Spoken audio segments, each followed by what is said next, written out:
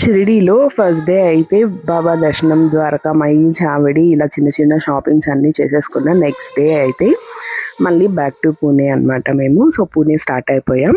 Room vacate చేసేసి breakfast చేసేసాము. మా ఫ్రెండ్ చెప్పింది అక్కడ పంచముఖి వినాయక స్వామి టెంపుల్ ఉంటుంది, తప్పకుండా దర్శనం చేసుకోమని చెప్పేసి.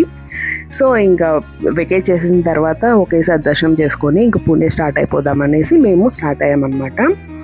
పంచముఖి వినాయక స్వామి టెంపుల్ చాలా పవర్ఫుల్ అండ్ ఫేమస్ కూడా అంట షిరిడీలో.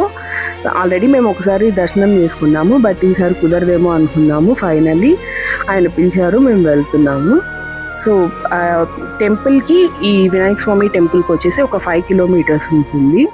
చాలా ప్లెజెంట్గా అనిపించింది. ఇలా సెట్స్ బయటే అమ్ముతారనమాట. సో అది తీసుకొని అయితే నేను టెంపుల్కి వెళ్ళిపోయాము. దర్శనం అయితే చాలా బాగా జరిగింది. ఆ రోజు మండే కాబట్టి ఎక్కువ లేరు, అదే వీకెండ్స్లో అయితే మేబీ ఉండేవాళ్ళు. అండ్ క్లైమేట్ అయితే ఎంత బాగుండిందో, ప్యూర్ విలేజ్ వైబ్స్, చాలా బాగా అనిపించింది. మా జర్నీ అంతా ఇంత ప్లెజెంట్గా జరిగింది. వీడియో నచ్చినట్లయితే ఒక చిన్న లైక్ చేసి సబ్స్క్రైబ్ చేసుకోవడం మాత్రం మర్చిపోకండి. Thanks for watching the video.